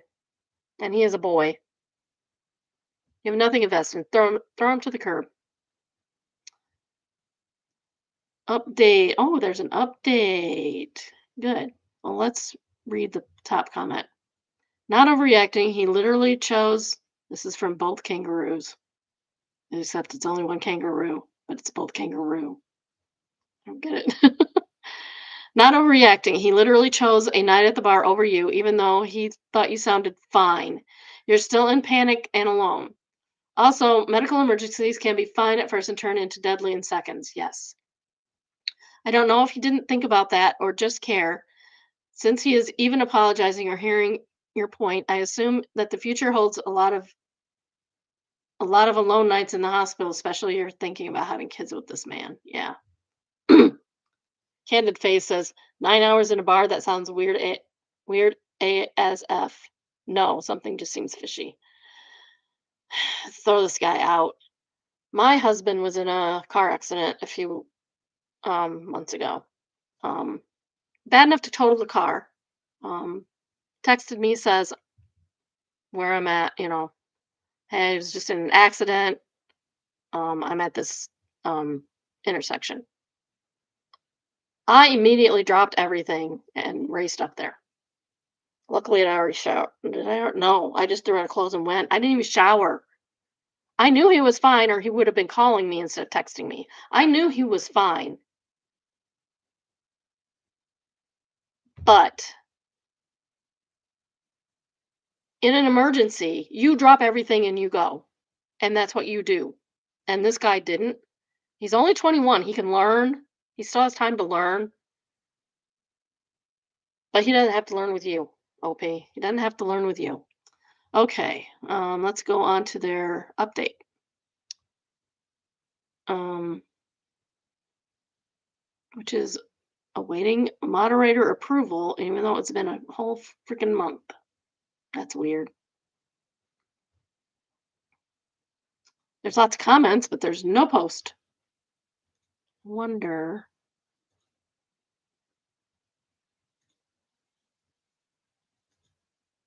And all of her posts are gone. Huh. That is weird. I wonder if she got shadow banned or something, because there's nothing on her account. That's weird. Yeah, the update's not there. Um, I'm hoping she dumped him. Actually, maybe we can get a sense of it in the comments. Um,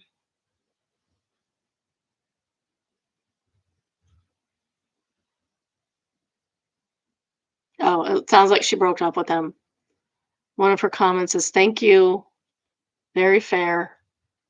What did they say? This man is no longer to be a person you can call or rely on in an emergency because he's proven to be unreliable at best, uncaring at worst. If you don't believe he has understood, acknowledged, and committed to change, well, walk now. Life doesn't get any less messy. As you get older, it gets much more so. Be with someone you trust to walk through hell beside you, not skip to the end and ask why you're annoyed. And she said, "Thank you, very fair. That's what pushes me. I know how crazy it would be to continue to call someone I can't trust with emergencies, my boyfriend or future husband." So yeah, it sounds like they broke up. Thank goodness. Thank goodness. Good, OP. Good for you. Dump him. Kick him to the curb. Our next read is from Oh No Consequences. Um, MOP. That doesn't like reaping what she sows update. Okay. So we're going to go look at that first because this looks like it's an update. Um, so I, 28 non binary, have an aunt who we'll call Sam. She's always been absolutely effed, who goes into meltdown mode at the drop of a hat if things aren't going her way or if she's offended in the slightest. Wonder if she has autism, undiagnosed, mild, because that's what that sounds like to me. Or dementia starting, because she says she's almost 70-year-old woman would throw tantrums that rivaled my unmedicated, improperly medicated bipolar episodes of a child and teen. Could be dementia, or could be, like I said, undiagnosed autism or something like that. I have plenty of stories about why she's POS, but this subs for consequences, and she often didn't get any. This, though, happened last Monday. Because Sam's health is so crap, she gets disability in one of those super cheap apartments for low income people. For whatever reason, they dropped the amount of disability due to a clerical error that can be fixed if she just called them. But this woman is epically lazy, and not because of the disability, I can assure you. But again, this is a completely different story on a sub about consequences, so just never did it. Because she doesn't want her sister to be homeless and starving, my mother began funneling so much time and money into Sam. My parents are trying to save to retire, but they are basically funding Sam's whole life. Well, that's not healthy. Helping with rent, gas for her car, power bill, food, cigarettes. Don't fund people's cigarettes. Basically everything. And every month, Sam's disability has been gone sooner and sooner in the month. I could tell she was starting to take advantage of the help she knew my parents would give her. And I did mention it to mom, but it was only a passing comment and not a discussion. Well, last Monday, Sam came to mom's house with her tin can out, ready to beg for more money off her sister. She needed cat food. She can't afford any. Could mom help, please? My mother has mobility issues right now. Something is very wrong with her foot, and she can barely walk around the house, never mind a store. So she couldn't go with Sam to the store. She also didn't claim to have any cash on hand, so she gave my leech of an aunt her debit card. Oh no. Explanation is something that I'll never be able to describe or replicate. So she told Sam to go to the dollar store to get food for her cat, a couple of things for you to eat over the next few days, and one pack of cigarettes. This would have come to like $25. Sam, being Sam, did not do that. She went to the local chain grocery store. We'll call it Kroger. She went to Kroger, where everything is. Oh no, she went to VG's. She went to VG's, where everything is insanely overpriced. Spent $55 and took an extra 20 out in cash. When she got back to my mom's house and explained this, claiming she wasn't sure if the dollar store would have everything she needed, mom was pissed. She found out about the $20 that Sam had taken without permission for gas, and she went from pissed to apoplectic. Sam had spent the whole week begging mom for the favors she usually does and claiming her feelings are hurt because mom won't talk to her. Mom just keeps responding that she's still mad and Sam needs to leave her alone for a while to cool down. And Sam needs to leave her alone forever, but that's just my opinion. So Sam's not getting any money, any errands run, or any attention, and she hates it. She's throwing an epic fit, but she bit the hand that was feeding her and drew blood. Edit. I see people in the comments worried about the kitty. I promise she's fine. Sam adores her and has raised her from a stray kitten her apartment complex found.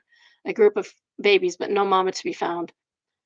To a lovely middle-aged cat. When, if not, my parents are going to make sure she gets to a care home because the situation is untenable. Sam moves into a care home. Kitty is going to be moved into my parents' house. For some reason, they can't take her. I'm the backup. Kitty is and will be fine. Kitty might be able to go with her to a care home. Sometimes that happens, depending on where it is. They'll allow pets. Oh no, consequences for your mom too. Not kidding. Not even kidding. So that was the initial post. The new post is I will address a couple of points real quick for clarification. Anyone who is worried about my mom's leg issue, there are a few people in the comments. She had a clot or something that was cutting off blood flow to her foot and part of her calf. Ooh, that sounds major serious.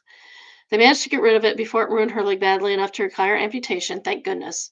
And she's fine now, currently packing for my parents' move across the country when my stepdad retires in November, actually. Oh, good for them. Heck, congratulations.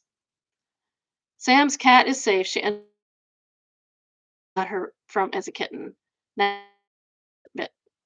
After Sam blatantly taking advantage of the fact that my mother had something wrong with her leg and couldn't walk around her own house, let alone accompany her to the store, Mom took a huge step back. No more rides.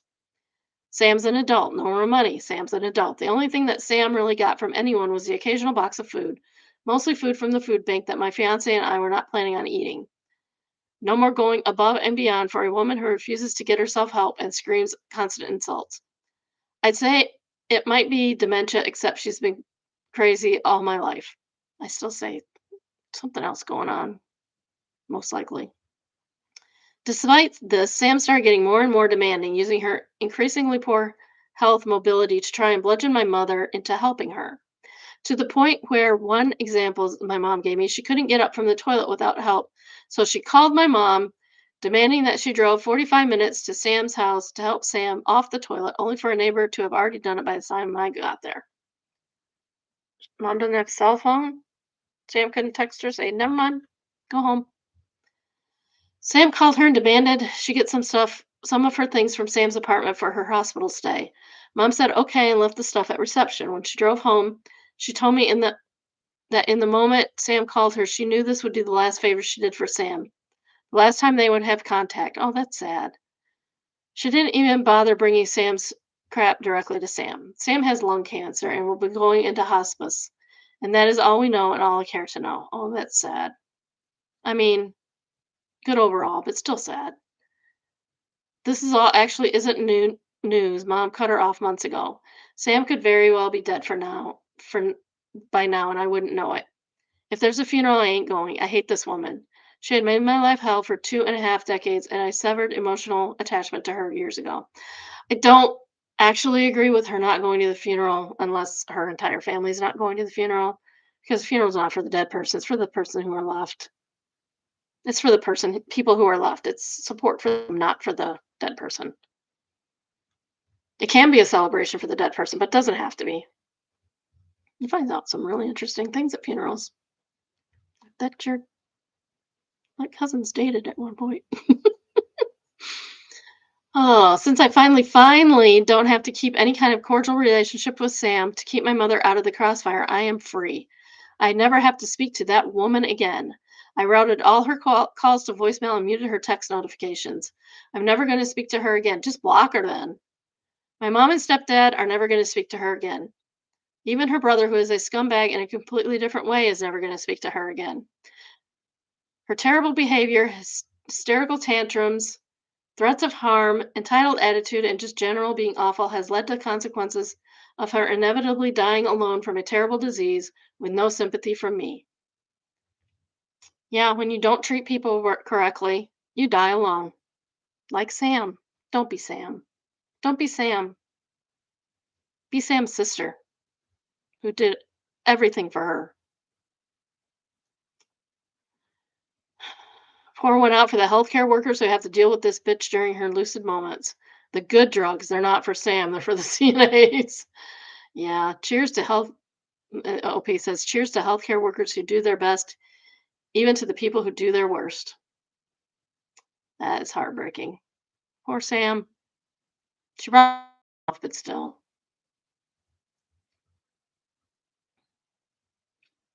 But still, yeah. Our next one is from Mother in Laws from Hell. Mother in law turned up at our house. That's very descriptive. Thank you. Yesterday, I had heard a knock at the front door, and when I opened the door, Mill was there. She immediately starts in on me, calling me that horrible nickname and just being a pest. I never said a word, slammed the door hard in her face. She hung around our house for 20 minutes, yelling and screaming, but I ignored her and called my husband. He was pissed. He gets notified on his phone from our security cameras when there's someone at our front door, and he hadn't he it says her, but it means he. And he hadn't heard it, and he is also able to access to speak to the person at the door. So he gets on there and says, "Mom, get the F off our property. You know you're banned. Leave OP alone." Which pissed her off, and she called him and started yelling at him about how she can't do what she wants. Yeah, you can't always do what you want. Just life. I don't know what he said to her on the phone, but she left immediately after the phone call. Why she won't leave me alone is beyond me. Update. Okay, so it took a couple of days to get it out of my husband, but he went and visited his mom. Why is he calling her husband a her? But he went and visited her over the weekend, and he was gone for 2.5 hours. It takes an hour and a half to get there and back, so he was only with her for an hour. He said from the moment he got there, she started in on him, telling her over security to get off our property in such a rude way over the phone when he spoke to her, that he asked to stay the F away from me and leave me alone and respect my wishes, and that she is just carrying on in such a shrill voice that she was just hysterical and crying and being really manipulative and trying everything to try and convince him that I was the a-hole in the situation. And that he told her off and said, "No, mom, I have access to the video footage of that situation. I can actually see OP did not actually open her mouth and say a word. She just slammed the door in your face." And he just said, "Keep crying and carrying on," and saying she didn't understand why I would not want to have anything to do with her anymore. You know dang well why. You treat OP and her daughter horribly over the years. You abused our daughter. You verbally abused my wife, lied about it, and I feel like crap for not believing her about it all these years. Oh, I know that feeling. She has threatened to divorce me if I make her have contact with you when you crash our daughter's birthday this earlier this year the way you did. She was kind enough to let you eat, so I didn't have to daughter's birthday and drive you all the way back because it turns out friend we still didn't know about when she was up there, but she told him a friend because she rolled in drunk as if that excused her behavior. But the bee is always drunk anyway. My husband was so angry. Yeah, that's exactly what it said. I know it didn't make any sense, and I'm not trying to suss that out. He said he was yelling at her the entire time himself and told her that if he ever catches her on our security camera again, which we have security cameras all over the place, the cops will be called, so yay victory there. And now he is going low contact, massive victory there. Girl, learn some learn some periods. Learn how periods work. I've never asked him to cut off contact with his mom, just not discuss her with me. So the fact that I'm so the fact that now going into low contact with her is great win for me because sometimes he slips up at me and I'm kind of like you're not supposed to discuss her with me unless the news that says she's sick and dying. I don't want to hear it because I don't care what's going on in her life. But I knew something big had happened when she came home because my husband was visibly very upset from this visit. He comes back in a mood from all the visits lately with his mother, but this one was very upset, so I didn't ask at first. But later that night, I said, "What the hell happened?" He said, "All I was finally, this morning, he finally opened up, so I just thought I'd update you all." Next time, use some periods. Next time, just call the cops. Next time, use some periods. Oh, yeah. No, not cool. Yeah, don't treat your kids-in-law like that, and you might get along better. Be nice to people. Cost you nothing. Oh, this is from Neighbors from Hell. Update to being deviant in my own living room, which we have already read, so I'm not going to read it again. You can go find it somewhere. I might be able to give you a date as to when I did that. Um, I will give you the date if I can find it. Neighbors. There we go. Um,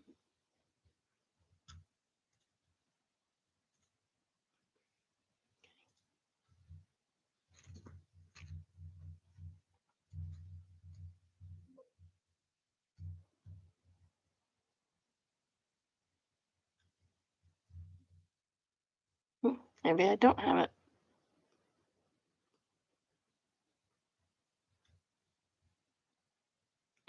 That's why. That's why I can't find it. Huh. Yeah, it's not in Nightmares from Hell. Oh, that's Confessions. That's why. I hit the wrong one. I hit the wrong one. That's why I can't find it. Okay, so I read that on the 10th. So if you go back to does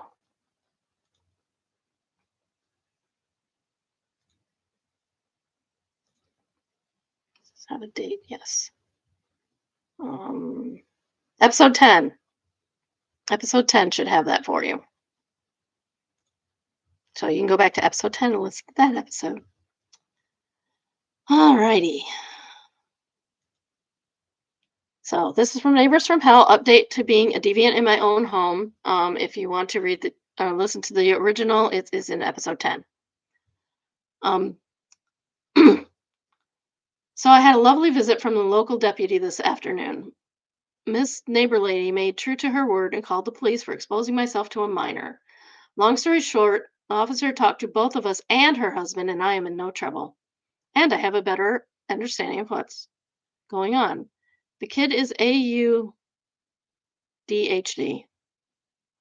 and his other older brother was the one he connected with the best. Well, older brother got into a top college, good for him, and went away for school, and kiddo was having a lot of problems adjusting. Yeah. Sneaking out and running away from home are two of his new problem behaviors, as is talking back and taunting his parents. It seems like he needs some help. The story the officer got from the husband, who seems to be a reasonable dude, is that kiddo got snuck out in the bathroom window and apparently wandered the neighborhood, including my yard, for about 2 hours until the husband tracked him down and brought him home. Yeah, that's scary when your kid goes missing like that, especially a nonverbal autistic kid. I've had that happen to some neighbors we had. Mom and kiddo got into an argument. At some point, kiddo threw out the mention of my boobies in his mom's face as you can't control me, and it escalated from there. Ah, kiddo. He's just trying to push her buttons. Now you would think great news, issue solved, right? Just a kid struggling with a big life change he wasn't ready for. Mom still wants me on the registry because she think I did it intentionally flash her son. Apparently she doesn't believe that it's a coincidence that kiddo was in my yard and I had my shirt up. I'm in the southern USA. It's hot as the devil's taint outside, and my bra makes me sweat right where a bad patch of skin is. I've been scratching my boobs like crazy lately. Come winter, it'll be my legs.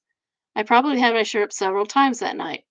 So I'm avoiding the wife and having sympathy for the husband because I get that this is a big family adjustment and clearly his wife isn't taking it well. And I do feel bad for everyone involved because kiddo is clearly hurting. Mom and dad are having a hard time, and the son at college probably feels bad for leaving his little bro. I bet the son at college ain't feeling bad at all. I bet he's been parentified. He takes care of the little brother, and now that he's just not around to take care of the little brother, parents are having to do it, and then they're failing. And brother is free. Brother is free to do what he wants for once in his life. But come on, lady, don't take it out on your neighbor who just scratched your itchy boobs at the wrong time. Oh, yeah. Top comment is kid was trespassing entitled Mom is nuts. Get a camera in the backyard just to be safe because that kid doesn't follow boundaries like no trespassing. Your backyard, you do you. Shirt, no shirt, flapping shirt. This 71-year-old female gets it. Wait until menopause for sure. I can't wait to see any prosecutor on her complaint. No conviction, no registry. Yeah. Just no Mel. Entitled, My Husband is the Reason My Cancer Isn't Gone. That seems weird. This is mostly a rant. Such preface, I have breast cancer. I'm so sorry, OP. I'm so that sucks. Completely out of the blue. Well, yeah, that's usually how that happens. Had surgery and currently doing chemo. I'm no contact with Mill. Husband is minimal contact. He told her no guests here and the family is not traveling until I'm completely done with treatment. Both because I need to be close to my doctors and he needs to be close to me and because of this risk of illness. Yeah. So Mill calls to talk to DH, which means dear husband, about something. He doesn't even remember. Before they hang up, she asked if I received the bad news from my doctor. She asked because we posted that we went to the home opener football game last month. She was worried it was because I had gotten worse. He told her no, we just wanted to go, and I took precautions. And then she said that I seemed to be going out pretty often and must be hard to have to take so many precautions. Stop putting your whole life online, people. Then she says she's been keeping me in her prayers. That's nice. And asks if husband has been praying for me. He says no, I don't pray. He's agnostic. Then she tells him, imagine if you did pray. God would surely take notice and heal her. Don't get me started. Then continues to talk about how God would be so shocked that he came back to him and he would grant my prayers and heal me. And doesn't he want to heal me? Man, that's manipulative. WTF. My husband just said he had to go and hung up. And immediately called me and told me all about it.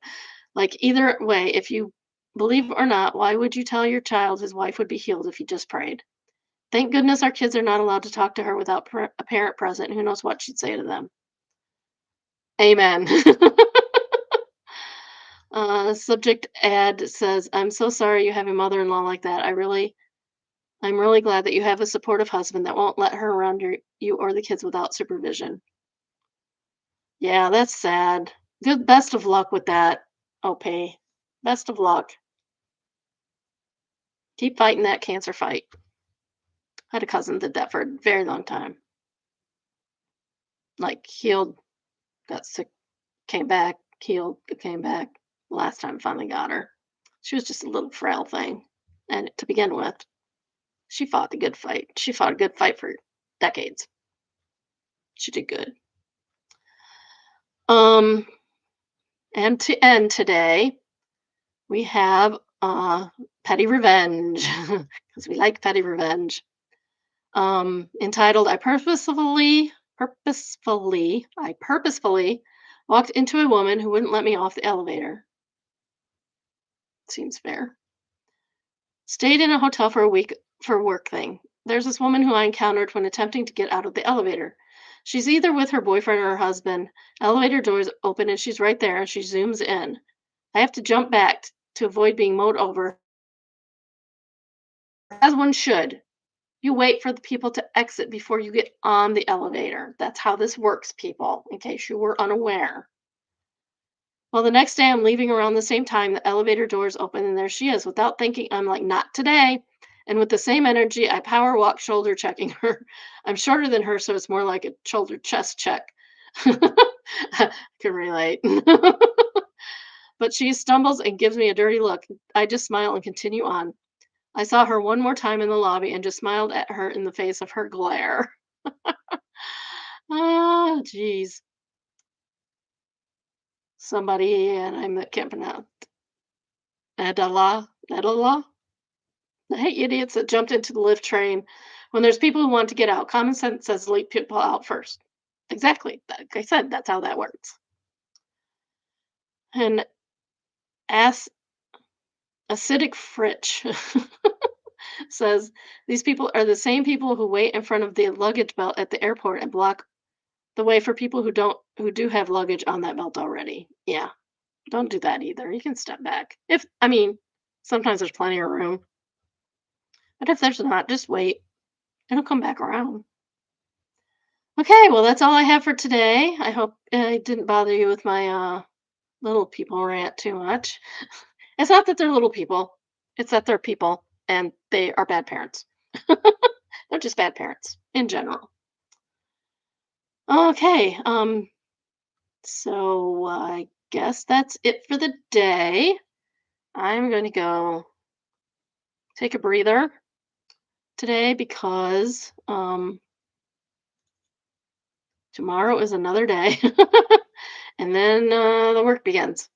Um, taking my moving my sister-in-law from her home of 35 years to a condo back in the hometown that she hasn't lived in since she was in college, and she's well out of college if she's lived somewhere 35 years and lived 30 years before then, or at least 20.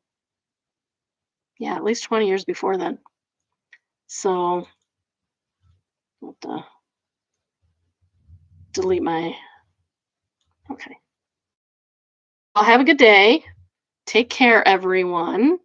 I love you all. Behave, for Pete's sake, behave,